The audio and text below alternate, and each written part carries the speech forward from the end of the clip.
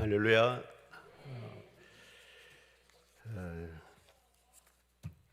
많이 놀라셨죠? 저는 더 놀랐습니다. 왜냐하면 저는 저기 앞에 지역아동센터라고 하는 조그마한 복지시설을 운영하는데 우리 목사님이 기타를 잘 치시잖아요. 누구나 아시다시피. 그래서 우리 목사님 재능 기부 좀 하시죠. 이래서 이제 우리 아이들에게 야 우리 기타 배우자. 이래서 이제 기타를 배우기로 했습니다. 배우기로 해서 이제 다 기타를 준비를 다 해놓고 지난주 금요일부터 이제 목사님 모시고 이제 수업을 시작하려고 하는데 목사님 기타 준비 다 됐습니다. 전화하니까 병원입니다. 할렐루야. 그리고 한 주일 제가 수업을 했습니다. 옛날에 대학교 때 뭐 띵땅띵땅 따라하던 그 수업 가지고 한 주일 수업을 하고 난 다음에 애들이 하는 말, 목사님 계속 목사님 수업하실 거 아니죠? 여러분들보다 제가 더 간절하게 우리 목사님의 교회를 위해서 기도해야 되는 그런 상태에 있습니다. 우리 위해서 기도해 주시고 우리 목사님의 건강을 위해서 한 마음으로 기도 하시기 바랍니다.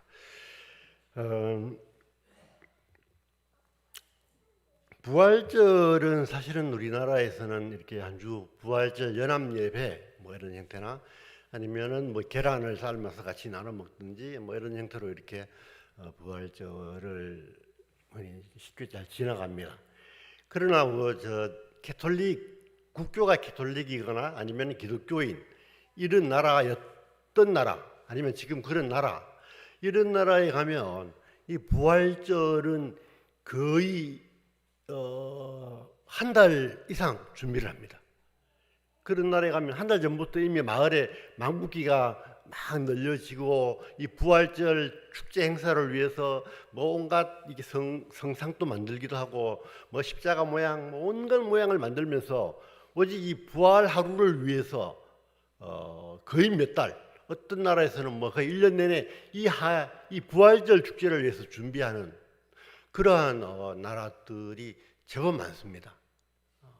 그만큼 이 부활이라는 것은 기독교에 있어서는 어떤 핵심이고 기독교는 부활의 종교라고 해도 과언이 아닙니다. 세상에 수많은 민족들, 수많은 왕들이 자기는 부활을 하겠다고 또 부활을 믿었던 수많은 민족과 종교가 있지만 실제로 부활한 사람, 부활한 종교는 오직 예수 그리스도만 부활하셨고 그로 인해서 오직 기독교만 부활의 종교이기 때문에 이 부활이라는 것은 참 특별한 이벤트이기도 하고 또 오직 우리만 가지고 있는 특권이기도 합니다.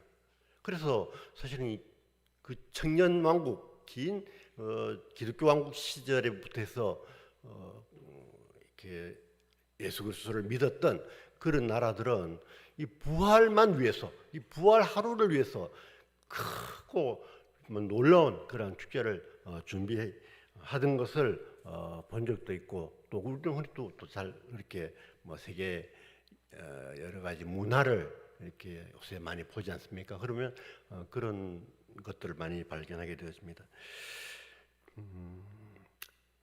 우리가 이렇게 보면 성경을 쭉 읽다 보면 예수님께서 탄생하신 시절이 있습니다.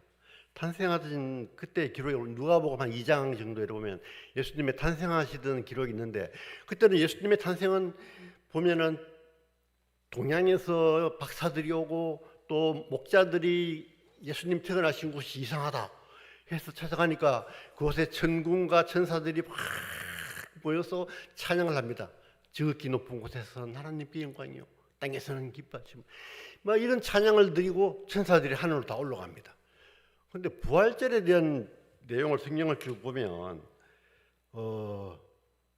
천사들이 별로 없어요. 한 명 이렇게 천사 하나가 뭐 나타나 마리아에게 말하되 뭐 이렇게 천사가 별로 없어. 그래서 왜 천사가 이렇게 다 이게 없어졌지 하고 이렇게 연구해 본 결과 제 나름대로 연구해 본 결과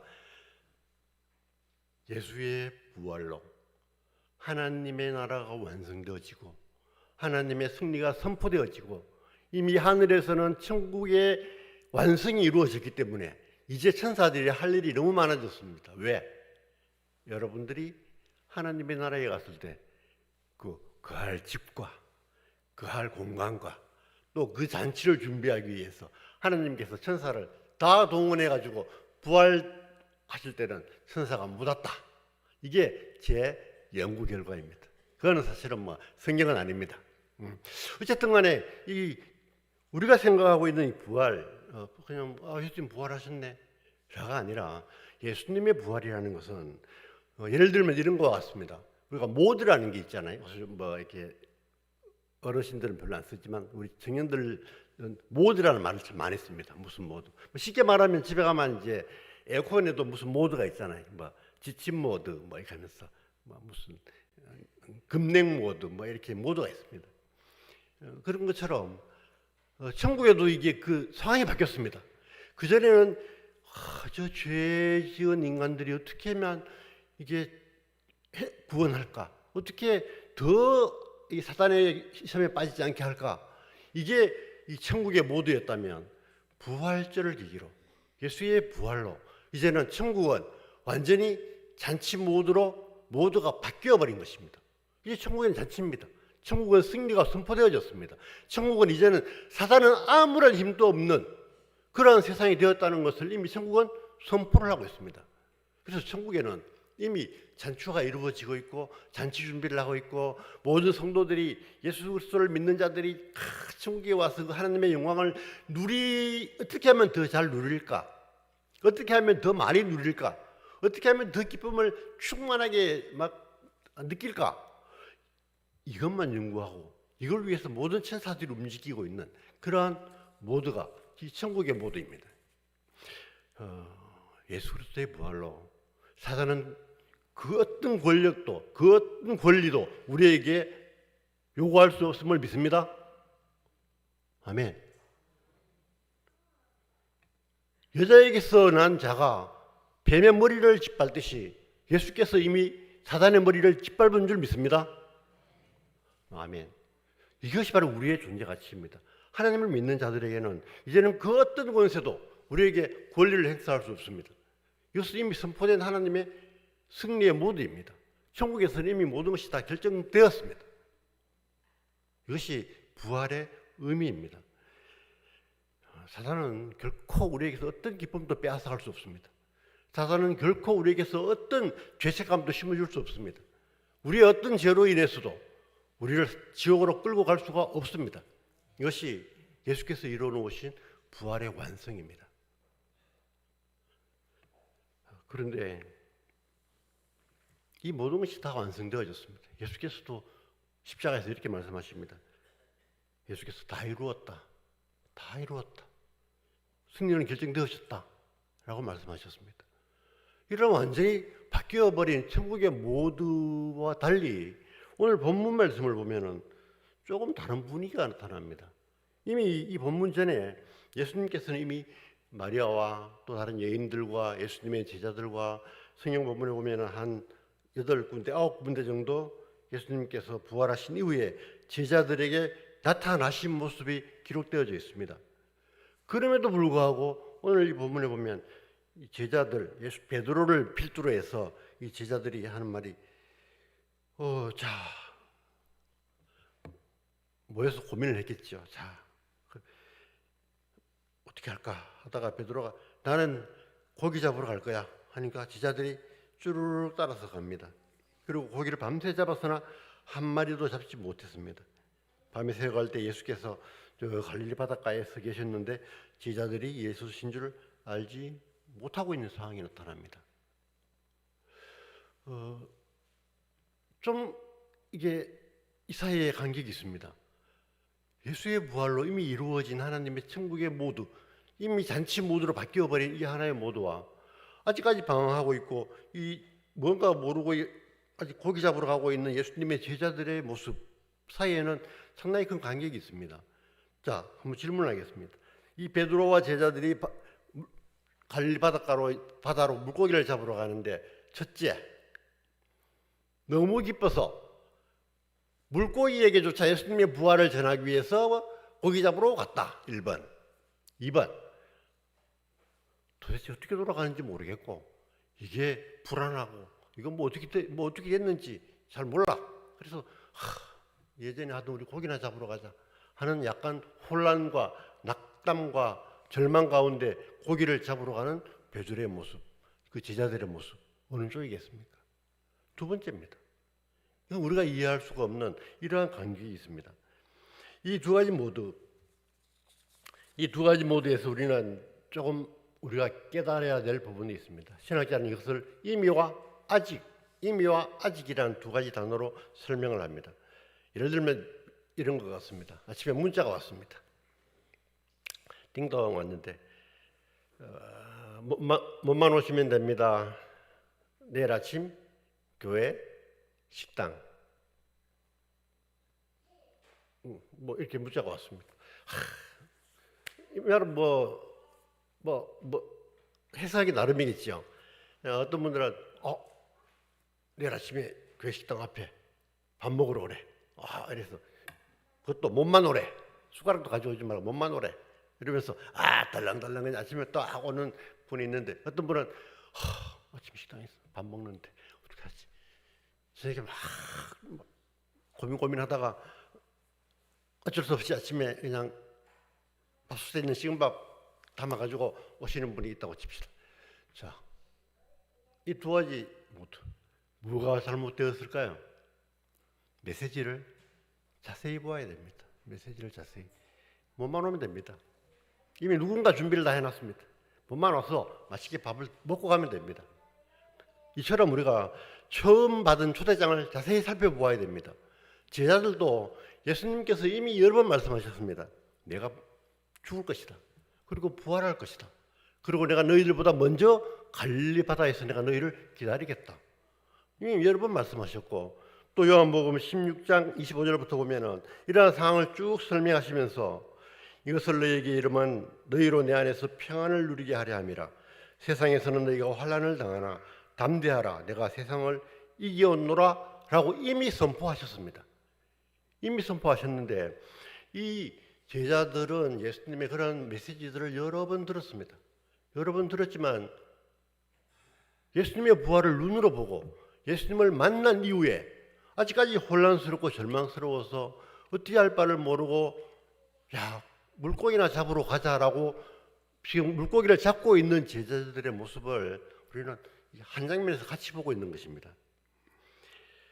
예수의 부활은 사단을 이긴 증거입니다. 그것은 더 이상 사단이 우리에게 어떠한 해도 가할 수 없고 우리를 절대로 빼앗을 수 없다는 이미 선포이기도 합니다. 우리가 명하면 사단은 물러날 수밖에 없는 그러한 권세가 우리에게 있다는 것을 또한 의미하기도 합니다. 오늘 제자들의 모습을 보면서 우리는 또한 우리의 모습을 함께 조명해 볼 필요가 있습니다. 예수님께서 말씀하셨던 그 말을 자세히 듣지 않았던 제자들이 그 예수님의 부활 이후에 역시 혼란에 빠져 있는 것처럼 우리도 역시 성경에 수많은 약속들을 우리에게 주셨는데 성경에 예수님께서 어떠한 일을 행하셨는지 하나님께서 우리에게 주시는 약속들이 무엇이었는지 쭉 기록을 하고 있음에도 불구하고 오늘 또 여전히 우리는 이 제자들처럼 혼란스럽고 불안하고 두려움에 떨려 있고 죄책감과 열등감 때문에 세상에서 사단에게 끌려갈까 두려워하고 있는 모습은 가지고 있지 않습니까? 그러니까 좀 문제 해결 방법을 세상의 방법으로 찾고 있지는 않는지 또 우리가 참 행복이 무엇인지를 분명히 성경에는 기록을 하고 있는데 우리는 그 행복의 방법을 세상에서 찾고 있지는 않는지 또 우리가 승리하는 법 또 세상에서 높아지는 법 그리고 우리가 참 마음속에 만족을 느끼는 법 이런 것들을 성경 말씀에는 수없이 기록을 하고 있는데 우리는 하나님의 그 처음에 초대장을 자세히 읽지 않고 그것이 무엇인지 곰곰이 내가 묵상하고 내가 깨닫지 않고 여전히 우리는 이 제자들처럼 이 아직이라는 이 완성되지 않는 이 구원의 그 중간 단계에서 우리는 방황하고 있는 우리의 모습을 또한 발견하기도 합니다. 이 성경 예수님께서 말씀하신 대로 오늘 본문에 보면 예수님께서는 이미 이 갈릴리 바다에서 이미 기다리고 계십니다. 그리고 제자들에게 얘들아 라고 부르는데 잘 못 깨닫습니다. 그리고 그 이후에 본문에 보면 늦게야 깨닫고 이 베드로는 겉옷을 입고 물에 뛰어들어서 그 예전처럼 예수님께로 막 쫓아가는 그러한 기록이 나타납니다. 이후에 이 제자들의 모습은 많이 바뀌고 이 제자들의 고백을 한번 들어보겠습니다. 요한일서 4장에 보면은 자녀들아 너희가 하나님께 속하였고 또 저희를 이기었나니 이는 너희 안에 계신 이가 세상에 있는 이보다 크심이라. 5장 4절 대저 하나님께로서 난 자마다 세상을 이기느니라. 세상을 이기면 이것이니 우리의 믿음이다. 기타 다른 바울부터 해서 수많은 사도들이 이 성도들의 삶, 성도들의 존재가 어떤 존재인지 수없이 우리에게 말씀으로 기록을 남겨놓고 있습니다. 그러나 우리가 그 하나님의 말씀, 하나님의 초대장을 꼼꼼히 읽지 않는다면 아침에 그 식은 밥을 도시락에 싸들고 오는 것처럼 우리는 여전히 이 하나님의 이루어 놓으신 승리를 누리지 못하고 깨닫지 못하고 온전히 세상에 전하지 못하는 그러한 우리의 모습이 되어질 수 있습니다. 어떻게 이런 일이 일어날 수 있을까요? 제자들의 모습을 보면 알 수 있습니다. 예수님께서 공생의 기간 동안 이미 수없이 말씀하셨는데 그 말씀하실 때 이런 말씀들이 참 많습니다. 귀 있는 자는 들을지어다.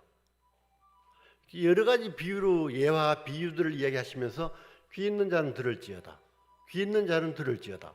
이런 말씀을 계속하셨습니다. 왜 이런 말씀을 하시겠습니까? 귀 있는 자는 들을지어다 말은 들을 수 있는 사람은 들을 수 있다는 뜻입니다.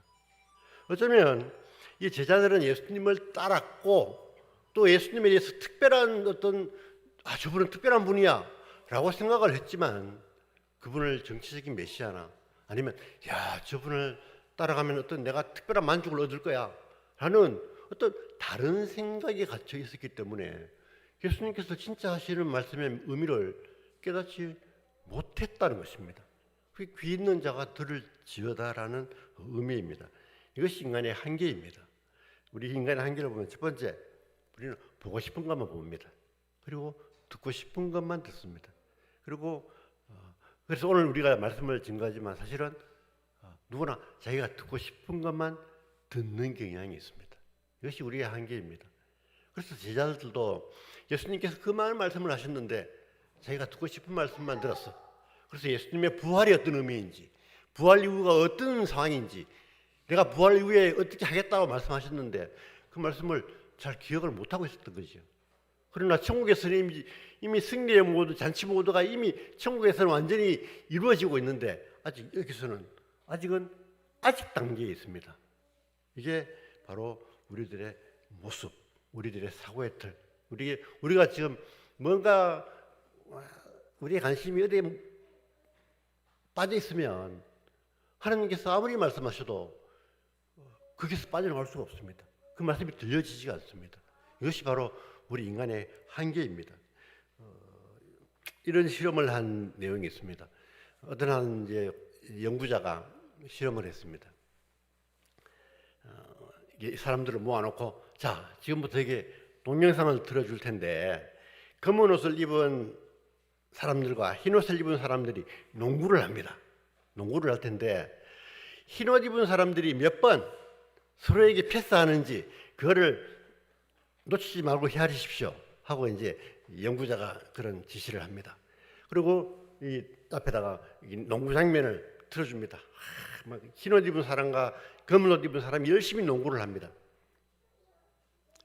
농구를 하는 그 한가운데 이 고릴라 옷을 크게 입은 이런 고릴라 옷을 입은 사람을 그 가운데 지나가면서 가슴을 팍팍팍 이렇게 고릴라처럼 흉내를 내고 싹 지나가게 했습니다. 그리고 동영상이 다 끝나고 난 다음에 사람들에게 물었습니다. 혹시 여러분들 그 경기 중에 고릴라 옷을 입은 사람이 지나가면서 막 가슴을 치고 그리고 지나가는 것을 본 적이 있습니까? 라고 물었습니다.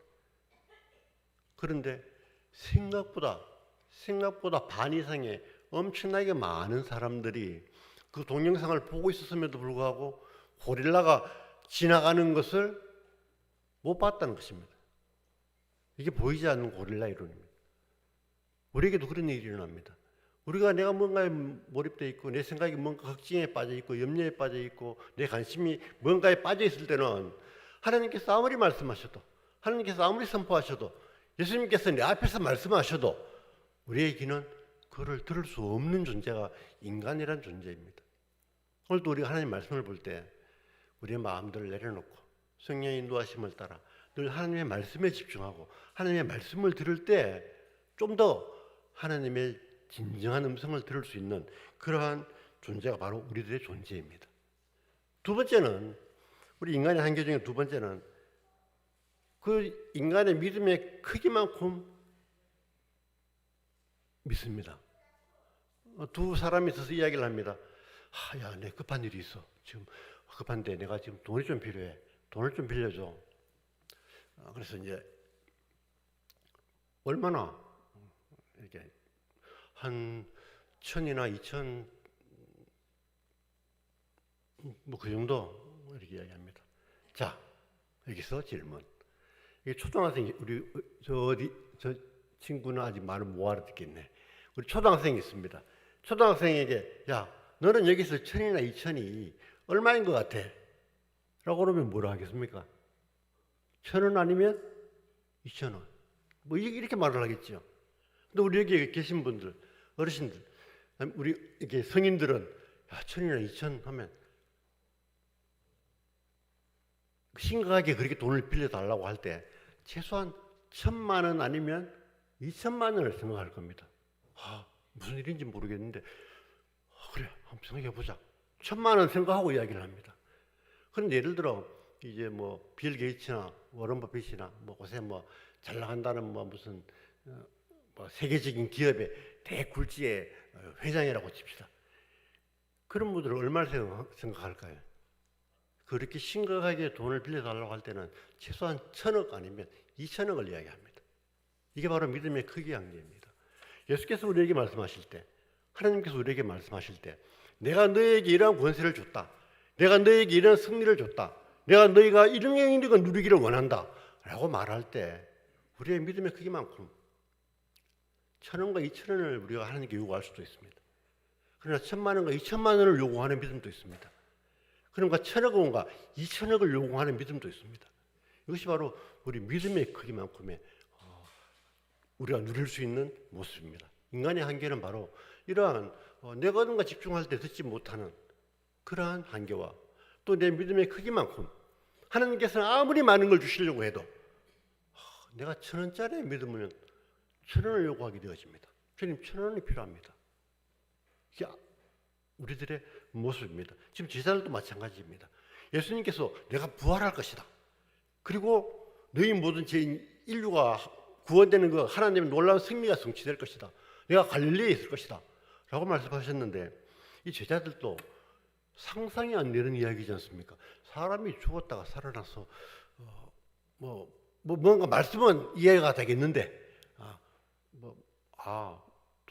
언젠가 부활하신다니까 하게 되겠지만 실제로 그것이 무엇을 의미하는지 진짜 그분이 하나님의 아들이시고 진짜 부활하시고 진짜 하나님이 승리하시고 살아서 갈릴리가에서 제자들을 직접 애들아 하고 이렇게 손짓하면서 기다리고 계실 그 예수님을 기대할 만큼의 믿음과 그러한 안목은 제자들에게 아직 없었다는 것입니다. 이것이 아직 우리들이 아직이라는 모드에 있는 우리들의 모습이기도 합니다. 그래서 예수님께서는 요한복음 16장 12절을 보면 내가 아직도 너희에게 많은 것을 일러줄 것이 있으나 지금은 너희가 감당하지 못하리라 이렇게 말씀하십니다. 왜냐하면 예수님께서는 그 제자들의 목숨 걸고 자기들을 따라오고 있지만 그 제자들의 한계를 아셨기 때문에 더 이상 더 많은 걸 이야기해줘도 너희가 그것을 감당하지 못할 것이다 라고 미리 알고 계셨습니다. 그래서 예수님께서는 아마 실망도 하지 않으셨을 줄 믿습니다. 우리에게 하시는 것처럼 이렇게 이미 부활은 완성되었습니다. 하나님의 승리도 확정되었습니다. 하나님의 나라는 승리했고 이제 완성되어지는 일만 남았습니다. 우리도 주에 보면은 너희는 먼저 그의 나라와 그의 의를 구하라. 또 너희는 먼저 그의 나라와 그의 의를 구하라 했습니다. 하나님 나라는 이미 천국에서는 완성되어졌습니다. 그러나 이 땅에서는 아직이라고 하는 모드에 있습니다.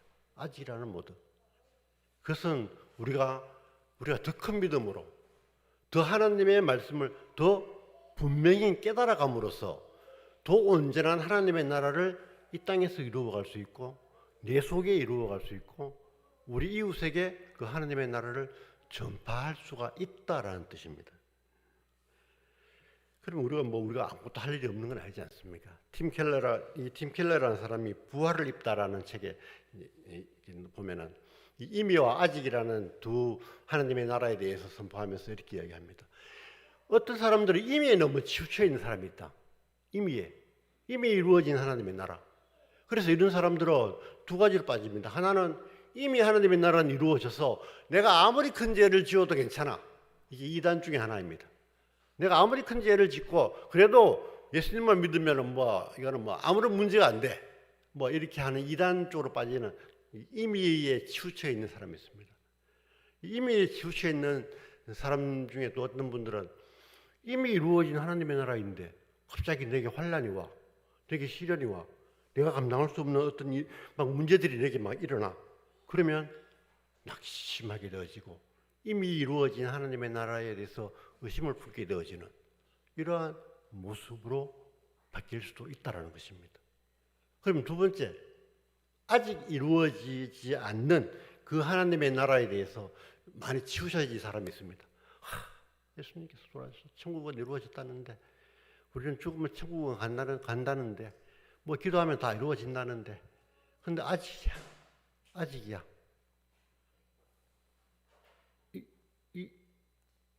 아직 여기 치우쳐져 있는 사람은 이미 완성해 놓으신 그 하나님의 기쁨, 하나님의 놀라운 승리, 천사보다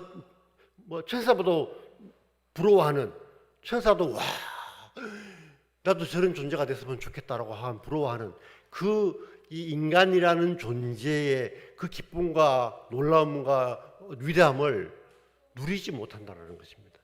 이것이 이 두 가지 사이에 있는 우리들의 현재 상태라고 이 딥 켈러라는 사람은 자기 책에서 이렇게 기록을 하고 있습니다. 여러분은 어떤 위치에 있습니까? 이미와 이 아직 사이에서 아직 이루어지지 않는 하나님의 나라를 완성하기 위해서 이미 이루어진 하나님의 나라의 힘을 입어서 열심히 싸워나가고 있습니까? 아니면 이미 이루어진 나라가 아직 이루어지지 않는 나라에 밀려서 도리어 절망하고 도리어 세상의 가치관에 매몰되어져 두려움과 떨림 가운데서 이 제자들처럼 고기나 잡으러 가자 이러고 있는 모습은 아닌지 우리 자신을 돌아보아야 될 그런 우리의 시간입니다. 신학적으로 보면 이 상급론, 이게 하늘나라에 가면 우리가 어떤 공로를 많이 했느냐에 따라서 상을 많이 준다, 적게 준다 이런 상급론이 있는데, 신학적으로 어떤 신학자들은 맞다, 어떤 신학자들은 아니다. 천국 가면은 다 위대하고 최고의 기쁨을 누리는데 거기서도 무슨 계급이 있으면 어떠냐, 이렇게 해서 반대하는 짓도 있습니다. 그러나 우리가 이 땅을 살아가면서, 최소한 이 땅을 살아가면서 이 하나님께서 이미 이루어 놓으신 하나님의 승리를 이 땅 가운데서 누리는 양의 상급의 차이는 있습니다. 예를 들어 여러분 저수지에 물을 싹 빼면 어떻습니까? 물고기가 바글바글하잖아요. 걔들은 도망도 못 가. 어디 튀어갈 데도 없어. 이제 거기서는 어떤 사람이 가장 많이 누리지요? 잡는 사람. 도망가지도 못하는 물고기들 열심히 잡는 사람이 가장 많이 누리는 사람입니다. 이 천국도 마찬가지입니다. 우리가 아직 이 땅에 살아있는 동안 하나님의 말씀을 이 말씀이 이 말씀이구나. 이것이 우리에게 이런 걸 약속하셨구나. 우리가 이런 걸 누리기를 원하시는구나. 너희는 이런 존재구나라고 말씀하시는구나. 라고 느끼는 것이 더 많으면 많을수록 우리는 우리에게 다가오는 문제들을 쉽게 툭툭 쳐버리면서 그 승리를 느끼며 살아갈 수가 있습니다. 그러나 그 반대라면 우리는 이미 이루어진 하나님의 승리를 누리지 못하고 이렇게 좀 하나님 보시기에 마음이 아픈 그런 모습으로 늘 절망하고 자살하고 그러한 세상 사람들 보기에도 저, 저 사람 좀 이상한데? 라는 이러한 고백 듣고 싶지 않습니까? 저 사람은 내보다 별론데 뭐가 맨날 저렇게 좋아? 뭐가 저렇게 자신 있어? 뭐가 저렇게 당당해? 뭐 이런 소리 듣고 싶잖아요. 그게 세상이 감당치 못할 사람인데 그런 모습으로 살아가길 원하시는 그 하나님의 마음을 우리가 이 부활절을 통해서 이 부활의 승리를 다시 한번 묵상하면서 누려가는 저와 여러분들이 되어지기를 주님 이름으로 축원합니다.